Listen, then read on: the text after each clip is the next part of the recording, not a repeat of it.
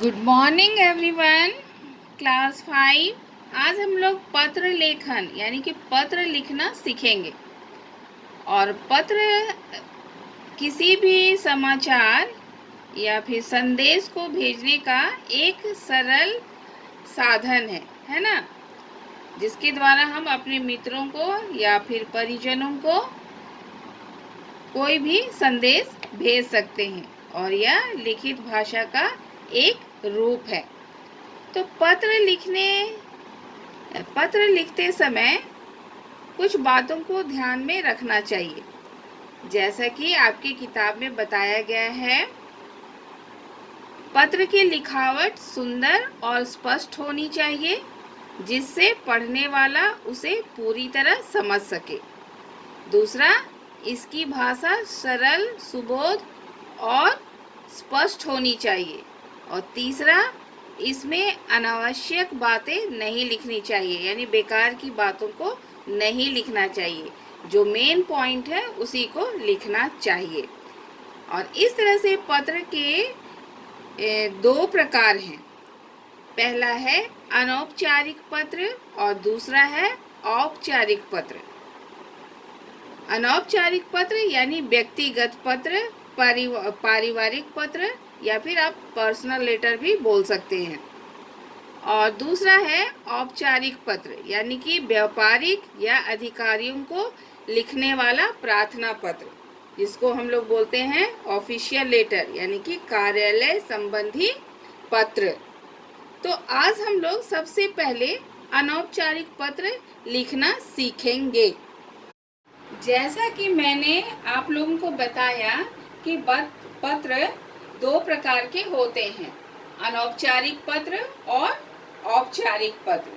तो हम लोग सबसे पहले अनौपचारिक पत्र लिखना सीखेंगे, यानी कि घरेलू पत्र, है ना। और दोनों पत्र को लिखने की विधि अलग अलग है, इसलिए हम लोग एक एक करके देखेंगे।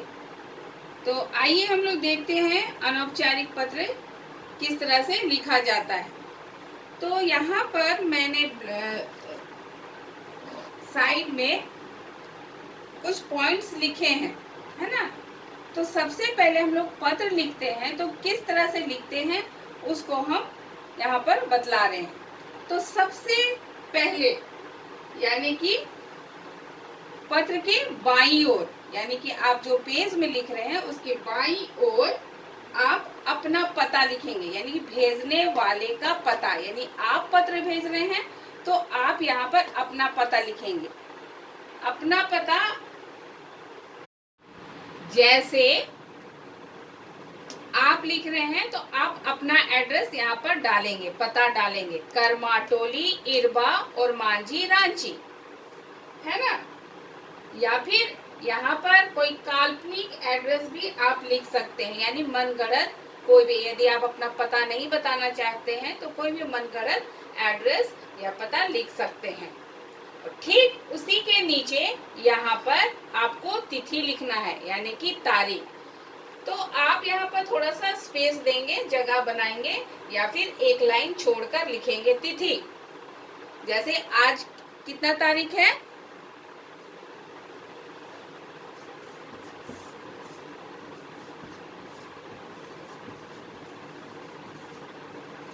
है ना। तो इस तरह से आप तिथि लिखेंगे। तिथि के ठीक नीचे आपका आएगा संबोधन। संबोधन संबोधन के ठीक नीचे आएगा अभिवादन। और संबोधन और अभिवादन के लिए यदि हम व्यक्तिगत पत्र में पाने वाले और लिखने वाले के बीच के संबंध के अनुसार संबोधन लगाएंगे और अभिवादन लगाएंगे। जैसे यदि आपसे बड़े हैं तो आप क्या लिखेंगे, पूजनीय, आदरणीय, दादाजी, नानाजी, पिताजी, इस तरह से संबोधन लगाएंगे, है ना। और अभिवादन उसी के अनुसार हो जाएगा, सादर प्रणाम, चरण स्पर्श इत्यादि। यदि आपसे छोटा है कोई तो आप क्या लगाएंगे, प्रिया, प्रिया पुत्र, प्रिया भाई, प्रियशीला, इस तरह से। और उसी प्रकार से संबोधन छोटों के लिए क्या हो जाएगा? अभिवादन छोटों के लिए क्या हो जाएगा? स्नेह, आशीर्वाद, प्रसन्न रहो, खुश रहो, शुभाशीष इत्यादि। तो पत्र में, अनौपचारिक पत्र में, पत्र पाने वाले और लिखने वाले के बीच के संबंध के अनुसार संबोधन यहाँ पर और अभिवादन यहाँ पर डालना होता है। जैसे हम यहाँ पर डाल रहे हैं छोटों के लिए,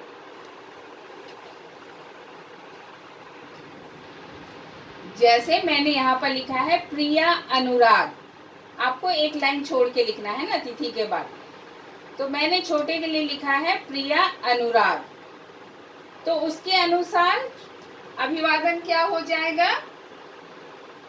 आशीर्वाद, है ना, आशीर्वाद। तो मैंने अभिवादन क्या लिखा है? आशीर्वाद। आप शुभ आशीष भी लिख सकते हैं, स्नेह भी लिख सकते हैं, खुश रहो भी लिख सकते हैं। अब ठीक अभिवादन के नीचे पत्र की विषय वस्तु आ जाएगी, है ना। और हम यहाँ पर भी स्पेस देंगे, एक लाइन छोड़कर यहाँ से लिखना शुरू करेंगे, यहाँ से। तो पत्र की विषय वस्तु यहाँ से हम लिखना शुरू करेंगे। और पत्र शुरू करने से पहले हम कुशल मंगल पूछते हुए शुरुआत करेंगे और आवश्यक बातों को ही लिखेंगे। यानी कि जिसके बारे में पत्र लिखना हो वो हम छोटे छोटे अनुच्छेदों में उसको बांट लेंगे, है ना। 2-3 अनुच्छेदों में, ये 2-3 खंडों में बांट लेंगे। पहले अनुच्छेद में हम लोग कुशल समाचार पूछेंगे, जैसे कि तुम कैसे हो, मैं यहाँ अच्छा हूँ, तुम क्या कर रहे हो, ऐसे करके हम लोग यहाँ से पत्र लिखना शुरू करेंगे। और उसके बाद हम लोग पत्र मिलने की सूचना देते हुए विषय पर आ जाएंगे। यानी कि आपको सवाल में क्या बताने के लिए बोला गया है उसके अनुसार मेन पॉइंट में हम लोग आ जाएंगे। और दूसरे तीसरे अनुच्छेद में विषय वस्तु की सारी आवश्यक बातों को लिखेंगे और फिर अपना मत या सुझाव देते हुए पत्र को अंत करेंगे।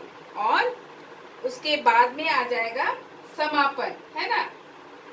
यानी कि समापन के लिए आप लिख सकते हैं, जैसा आपका यहाँ पर मैंने बताया आपको कि संबोधन और अभिवादन के अनुसार ही समापन होगा। यदि संबोधन बड़ों के लिए है तो आपका बेटा, आपकी बेटी, आपका नाती, इस तरह से समापन आएगा। यदि छोटों के लिए मैंने यहाँ पर बताया है प्रिया अनुराग, अभिवादन बताया आशीर्वाद, तो उसी के अनुसार समापन हो जाएगा। तुम्हारा भैया, है ना, तुम्हारा चाचा, तुम्हारा पिताजी, इस तरह से समापन आएगा। तो यहाँ पर हम यहाँ पर लिखे हैं छोटों के लिए, तो यहाँ पर हम लिख सकते हैं तुम्हारा बड़ा भाई, समापन। और उसके बाद समापन के ठीक नीचे आपका हस्ताक्षर, यानी कि आप अपना नाम लिख सकते हैं। यदि आप अपना नाम नहीं बताना चाहते हैं, जैसे परीक्षा में हम लोग लिखने के लिए बोलते हैं, तो हस्ताक्षर में यदि आप अपना नाम नहीं बताना चाहते हैं तो आप उसको छुपा कर रख सकते हैं और उसके बदले में क ख ग भी लिख सकते हैं।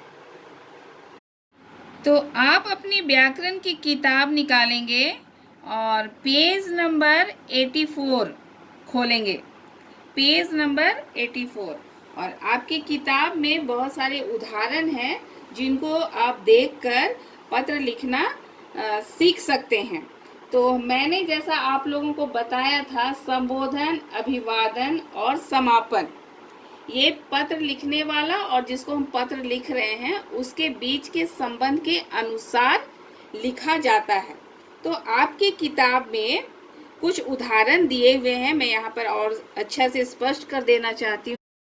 तो यहाँ नीचे आप देखेंगे अनौपचारिक पत्रों का संबंध संकेत।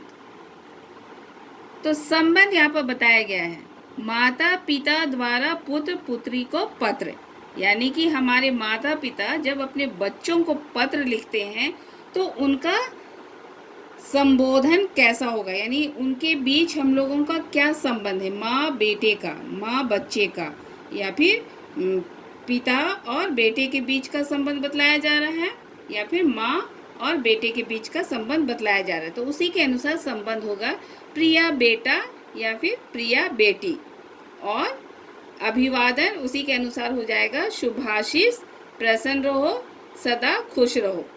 और उसी प्रकार से समापन हो जाएगा क्या, तुम्हारा पिता या तुम्हारी माँ इत्यादि। नीचे दादा दादी मामा मामी आदि रिश्तेदारों को पत्र, यदि हम अपने से बड़े किसी भी रिश्तेदारों को पत्र लिखते हैं तो उनके बीच हमारा क्या रिश्ता है, क्या संबंध है, उसके अनुसार ही संबोधन होगा आदरणीय दादाजी, आदरणीय मामा जी। यदि हम चाचा को लिख रहे हैं तो चाचा जी, चाची को लिख रहे हैं तो चाची जी, इस तरह से। और उसी के अनुसार अभिवादन हो जाएगा पूज्या, यानी कि पूज्य दादाजी या फिर पूजनीय दादी जी, चरण स्पर्श, प्रणाम, इस तरह से अभिवादन हो जाएगा। और उसी प्रकार से समापन हो जाएगा आपका प्रिया राहुल, आपकी प्रिया मेघा, या फिर आपकी पोती, आपका प्रिया पोता, इस तरह से हम समापन कर सकते हैं। तो यहाँ पर भी उसी तरह से यदि हम किसी अपने बड़े को लिखते हैं तो किस तरह से उसका संबोधन होगा और अभिवादन होगा, यहाँ पर बतलाया गया है। यहाँ पर छोटे भाई बहन दोस्त या सहेली को हम पत्र लिखते हैं तो उन सब के बीच हमारा क्या संबंध है ना। तो हम क्या लिखेंगे, प्रिया अनिल या प्रिया सखी स्नेहा, है ना। और इस तरह से सप्रेम नमस्कार, या फिर प्रिया छोटू, यदि हम छोटे भाई को लिख रहे हैं तो प्रिया छोटू, या फिर उसका नाम जैसे यहाँ पर दिया हुआ है प्रिया अनिल, इस तरह से हम संबोधन कर सकते हैं। और समापन तुम्हारा प्रिया मित्र ऋषभ, तुम्हारी सखी मृदुला, इस तरह से आप कर सकते हैं, या फिर तुम्हारा बड़ा भाई, इस तरह से हम समापन कर सकते हैं। किसी भी परिचित के लिए यदि हम पत्र लिखते हैं तो उनके बीच हमारा कोई भी संबंध, ऐसे रिश्ता नहीं रहता है, तो हम उनको प्रिया करके हम उसका संबोधन कर सकते हैं। जैसे प्रिया शुक्ला जी, प्रिया सुषमा जी, नमस्कार। समापन हम इस तरह से कर सकते हैं, आपका शुभाकांक्षी या फिर आपका शुभचिंतक, इस तरह से भी आप समापन करते हुए नीचे में हस्ताक्षर आपको करना है। तो जैसा मैंने आपको पत्र लिखने का तरीका बताया और आपकी किताब में भी बहुत सारे उदाहरण दिए हुए हैं, उनको देखकर आप एक पत्र लिखेंगे। और वो पत्र है आपकी किताब के अभ्यास के प्रश्न में से ही है। पहला प्रश्न, छोटे भाई को पुरस्कार मिलने पर बधाई पत्र लिखे, यानी आपके छोटे भाई को पुरस्कार मिला है और उसको आपको बधाई देना है, तो आप कैसे बधाई देंगे, इस संबंध में आपको पत्र लिखना है।